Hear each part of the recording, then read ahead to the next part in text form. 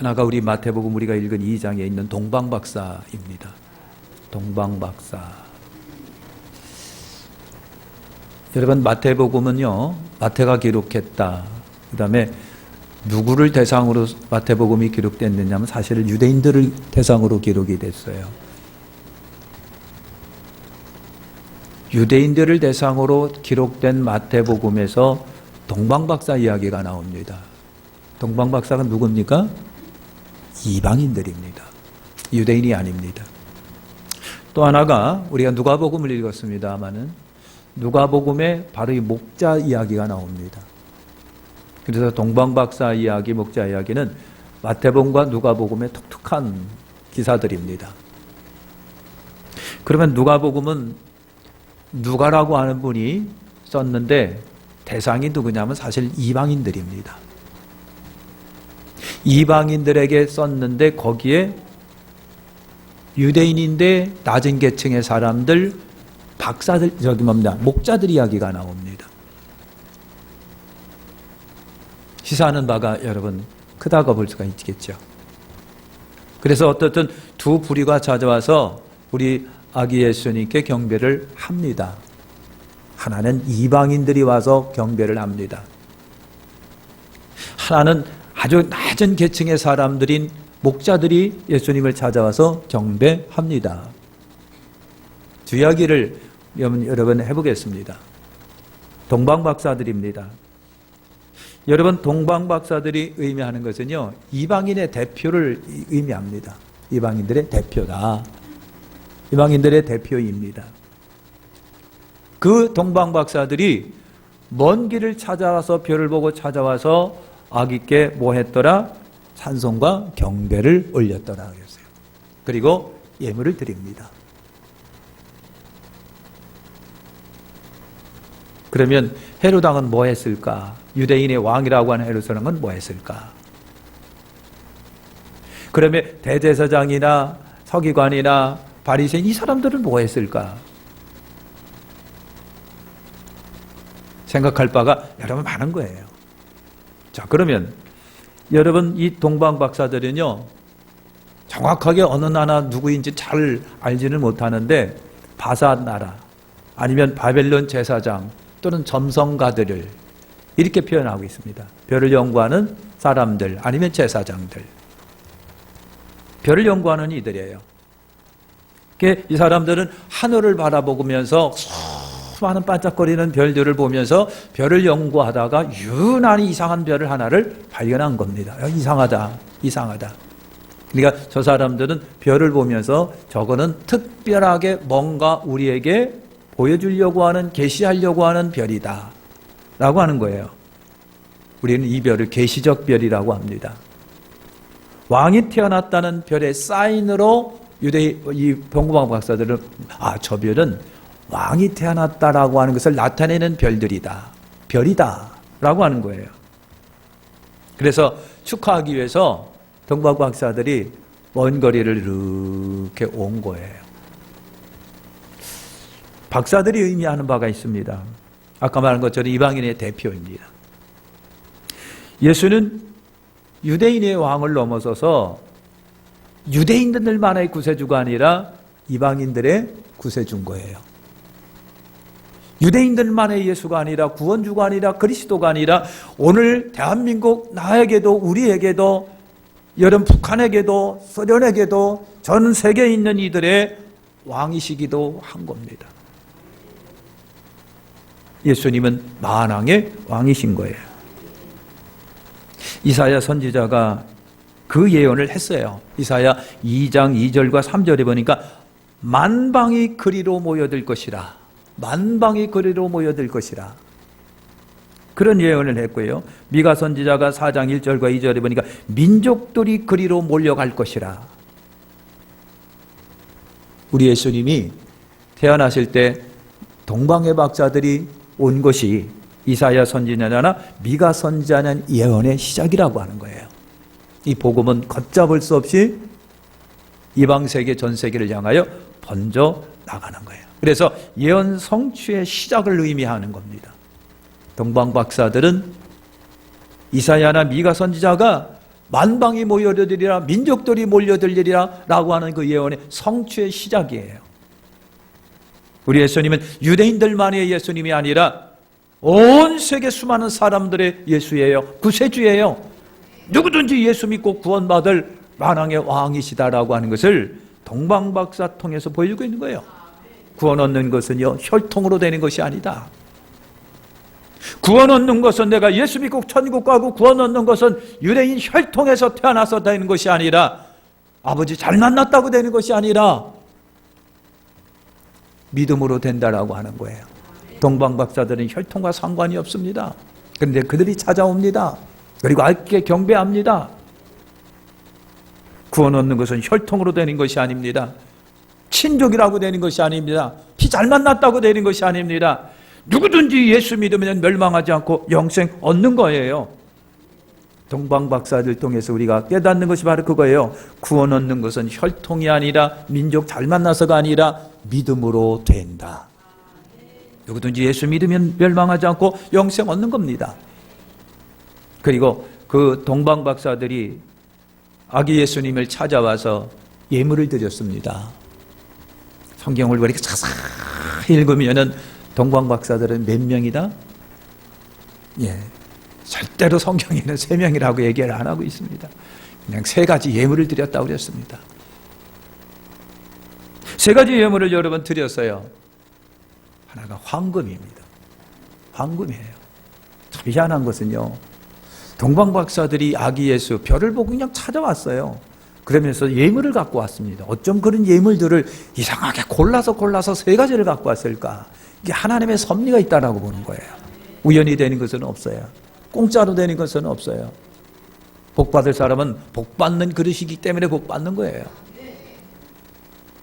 그래서 여러분, 이 동방박사 사람들이 와갖고 3가지 예물을 드렸는데 첫째가 황금이었습니다. 그럼 여러분, 황금을 상징하는 것은 뭐냐면요, 황금은 왕을 상징합니다. 왕을 상징합니다. 우리나라도 보면요, 왕들은 금으로 많이 치장을 했더라고요. 왕관도 금이에요. 혁대도 금이에요. 칼도 금이에요.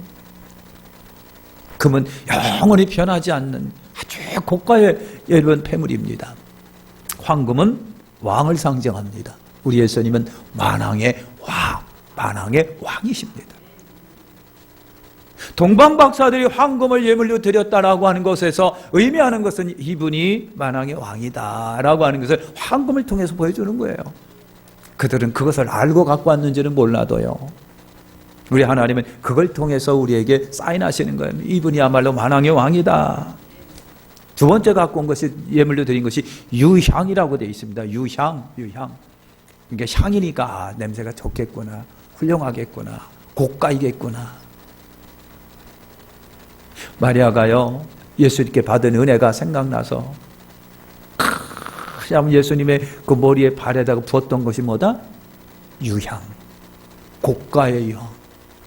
그래, 이 동방박사들이 유향을 갖고 왔는데, 유향은요, 신의 아들이라고 하는 의미가 있어요. 우리 예수님은 하나님의 아들 예수 그리스도의 세계라. 다윗의 자손 하나님의 아들 예수 그리스도, 아기로 태어나신 분이 하나님의 아들이에요. 하나님의 아들입니다. 3번째로 그들이 드린 것이 몰약입니다. 몰약입니다. 이것은 잘 아실 거예요. 그건 시체에 바르는 약이에요. 썩지 않도록 시체에 바르는 거예요. 동방박사들이 몰약을 왜 갖고 왔을까? 아기가 태어났는데, 예? 아니, 아기가 태어났는데 왜 시체에 바르는 몰약을 갖고 왔을까? 거기에도 하나님의 의미가 있고 계시가 있고 사인이 있는 거예요. 우리 예수님은 누구시다? 어린 양이십니다. 여러분, 세상에 수많은 죄를 짊어지고 여러분 골고다를 향하여 가는 어린 양 예수, 십자가의 고난을 지시는 예수예요. 그 몰약은요, 죽으실 거라고 하는 얘기예요. 만왕의 왕으로서, 만주의 주로서 수많은 사람들의 죄를 위하여 예수님은 속죄양이 되시는 거예요. 보라, 세상 죄를 지고 가는 하나님의 어린 양이로다. 요한이 말한 겁니다. 보라, 세상 죄를 지고 가는 하나님의 어린 양이다. 속죄의 양 예수 그리스도 인류를 위해서 십자가의 고난의 십자가를 짊어지실 것이라고 하는 것을 사인으로 보여주신 거예요. 여러분, 동방박사들, 이방인 대표하는 동방박사들이 이분이야말로 만왕의 왕이요, 이분이야말로 하나님의 아들이요, 신의 아들이요, 이분이야말로 인류를 위해서 죽으실 분이구나라고 하는 거예요. 동방박사, 이방인들이 대표하는, 이방을 대표하는 동방박사들이 갖고 온 예물들. 그러면 여러분, 제사장은 뭐 하고 있었을까?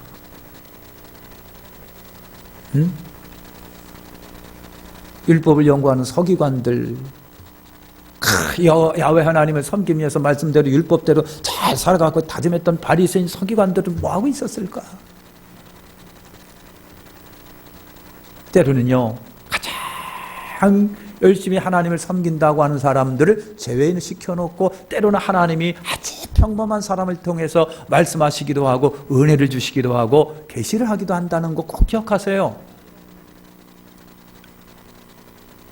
우리 하나님은요, 마음이 통하는 사람들에게 역사하시는 거예요. 세월이 아닙니다. 직분이 아닙니다. 그래서 이 동방박사들이 왔어요. 별을 따라왔는데 예루살렘까지 온 거예요. 그러니까 이 사람들이 왕이 태어났는데 그렇다면 당연히 왕궁에 있겠지라고 생각을 하고 헤롯 왕을 찾아간 거예요. 우리는 저 동쪽에선 별을 연구하는 사람인데요, 우리가 별을 보니까 아기 별입니다. 왕이 태어난 별입니다. 여기에 아기가 태어나셨습니까? 그러니까 헤롯이 어떻게 했더라? 놀란 거예요. 박사들이 헤롯 왕에게 왕의 탄생을 물은 거예요. 왕의 탄생. 그러니까 예루살렘이 소동한지라라고 성경은 말하고 있습니다. 여러분, 헤롯 왕도 소동합니다. 주민들도 소동합니다. 주민들이 소동했다라고 하는 말은 경악했더라라고 하는 말입니다. 경악한 거예요. 그러니까 헤롯 왕도 그렇고 주민들도 그렇고 경악합니다. 이게 무슨 얘기야? 그리고 헤롯 왕은 초비상이 됐습니다. 여러분, 정작 종교지들과 정치 지도자들, 백성은 전혀 모르고 있었다고 하는 거 여러분 아십니까? 전혀 모르고 있었어요. 눈은 떴으나 못 보는 사람을 뭐라고 그래요? 달달봉사라고 합니다. 예수 믿으나 진짜 주님을 보지 못하고, 예수를 믿으나 진짜 하늘의 소망을 못 보고, 예수를 믿으나 진짜 충성하지 못하는, 뜻 보지 못하는 이들을 우리가 영적 달달봉사라고 하는 거예요. 영적 달달봉사라고 말하는 거예요. 눈은 떴으나 보지 못하는. 그래서 비상이 걸린 헤롯 왕이 여러분 서기관들에게 조사를, 성경은, 서기관은요 율법을 연구하는 사람들이니까, 성경 연구사라는 사람들이니까 헤롯 왕이 서기관들에게 조사를 시켰어요. 이게 무슨 말이냐고. 아니, 왕이 태어난다고 하는데 내가 왕인데 누가 또 태어나? 에? 이상하지 않아? 그러니까 연구해보세요 라고 여러분 의뢰를 했어요. 그랬더니 서기관들이 찾아낸 것이 어디다? 미가 5장 2절입니다. 미가서 5장 2절에 베들레헴 에브라다야, 너는 유다 족속 중에 작을지라도 이스라엘 다스릴 자가 내게서 내게로 나올 것이라. 그의 근본은 상고의 태초이니라 그랬어요. 태초이니라. 그 얘기를 듣고요, 헤롯이 박사들을 다시 불러서요. 박사들이요, 베들레헴이라고 하는 데로 한번 가보세요. 유다 땅 베들레헴아, 여러분 유대 땅 베들레헴으로 가보세요. 그래서 갔어요. 그랬더니 별이 또 다시 움직이는 거예요. 그래서 박사들이 그 별을 찾아갑니다. 따라갑니다. 머물러요. 찾아보니까 여러분 마구간 있어요. 들어가 보니까 아기가 울고 있는 거예요. 앵앵앵앵. 우리 아기 예수가 거기에 있는 거예요. 그래서 동방박사들이 아기께 경배하고 예물을 드렸더라. 그 밤에 천사가 동방박사들에게 나타나서 말합니다. 헤롯에게로 돌아가지 말고 그냥 가라. 헤롯에게 돌아가지 말고 그냥 가라. 그래서 그 길로 동방박사 헤롯하고 영원히 헤어졌습니다. 사랑하는 성도 여러분, 알아야 할 이가 모르면 불행이죠. 알아야 할 이가 모르면 불행이다. 알아야 할 이가 모르면 불행이다. 요즘에 저는요, 많은 정보를 조금 요즘에 얻고 있는데, 참. 여러분, 나라와 민족을 위해서 깨어서 기도하시길 바랍니다.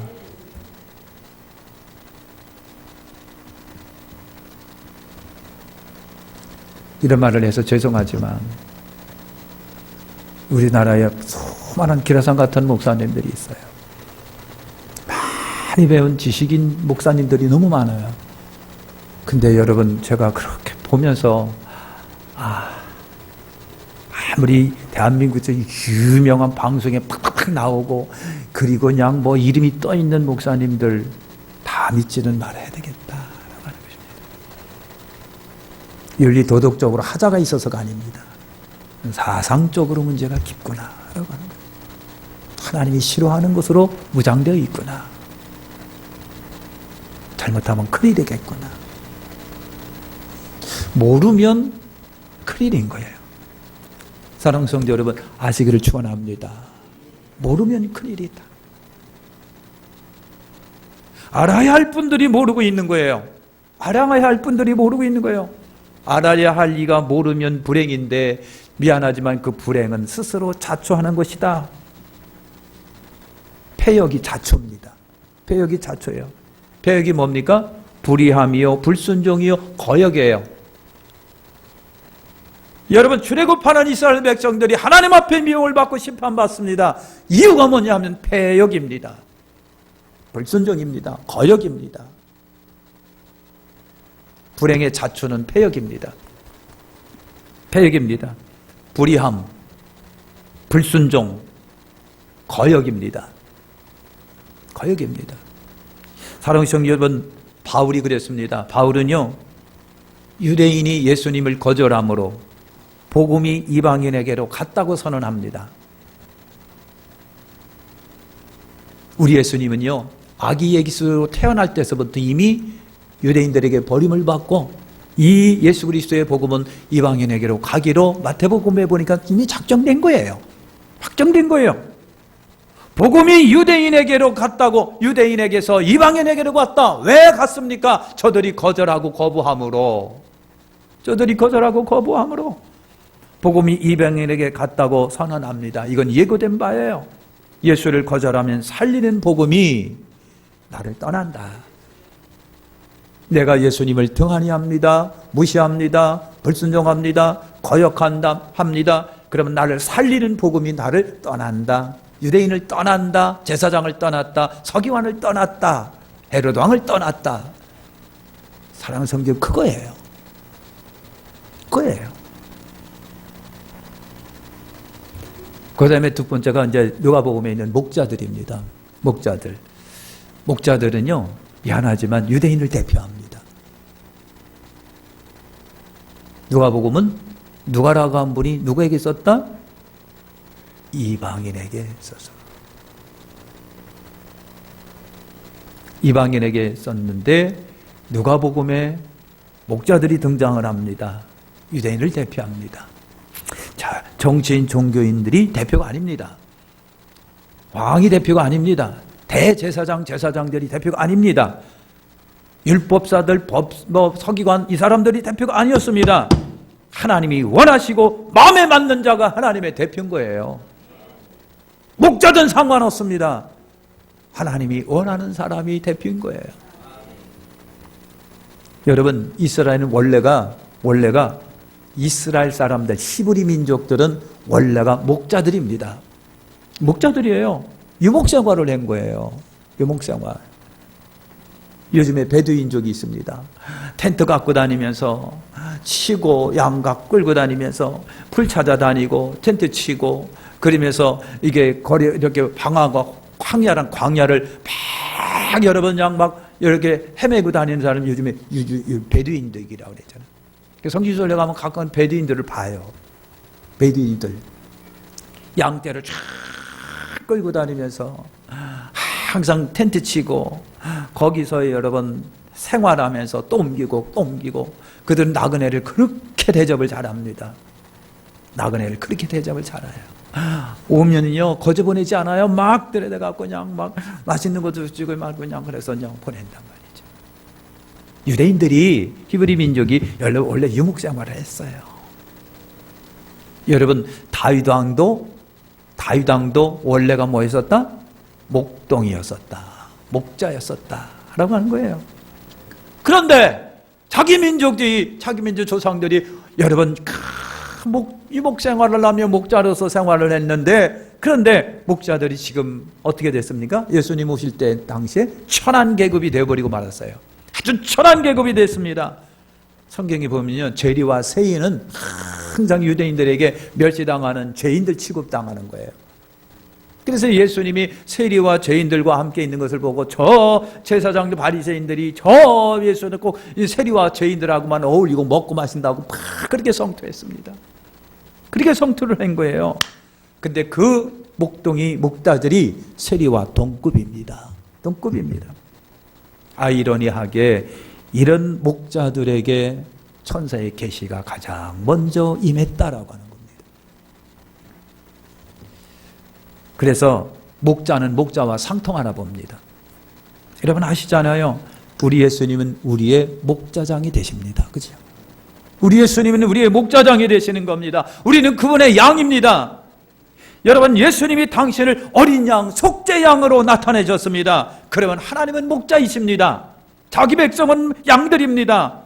그런데 그 천하게 여기는 그 목자, 천하게 여기는 목자, 예수님도 천하게 여기겠다는 암시가 거기에 있지 않나 하는 거예요.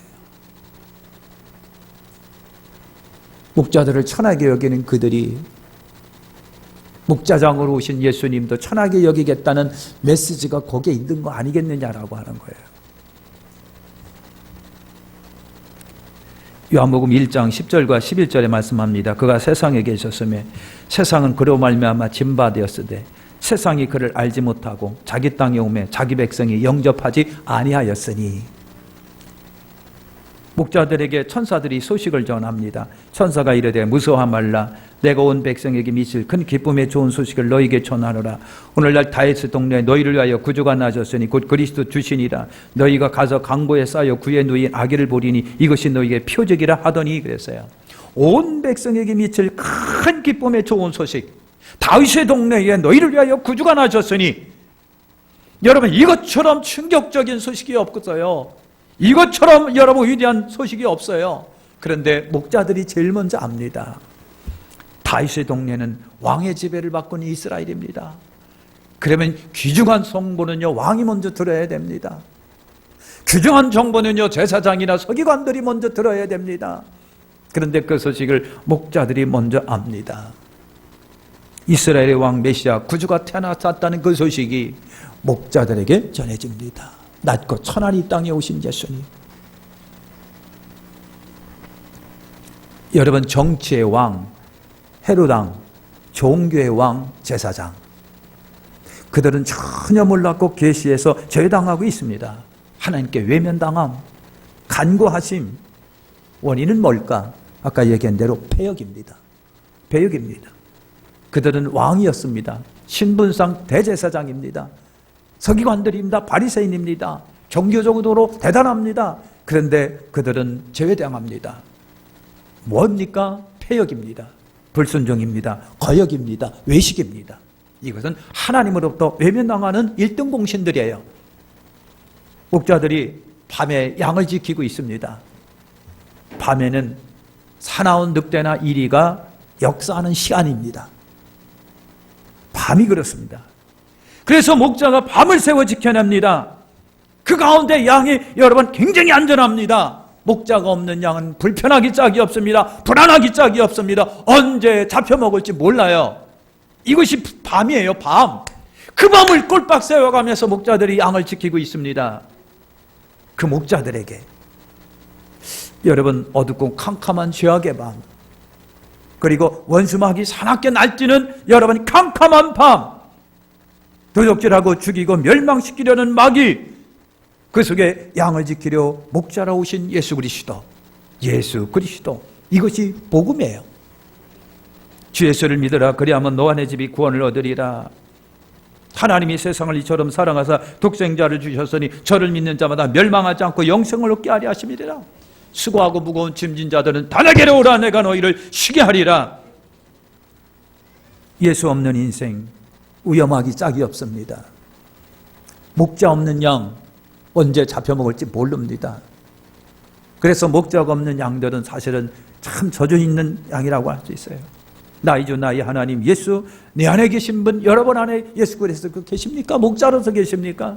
나를 지켜주시고 보호하시고 나를 사나운 일으로부터 지켜주시는 목자 예수 그리스도, 그분이 그분이 오셨고요, 그분이 내 안에 계십니다. 내 안에 계신 예수 그리스도. 성탄절입니다. 감사와 기쁨의 성탄 되시기를 축원합니다. 우리 주 예수 그리스도를 생각하고 기억하라. 그리고 여러분 기리는 절기가 되시기를 축원합니다. 주 예수 그리스도 나의 주 나의 하나님이십니다. 주 예수 그리스도 나의 주 나의 하나님. 그분을 사랑하시길 바랍니다. 그분의 은총과 인도하심을 받기를 축원합니다. 기도하겠습니다.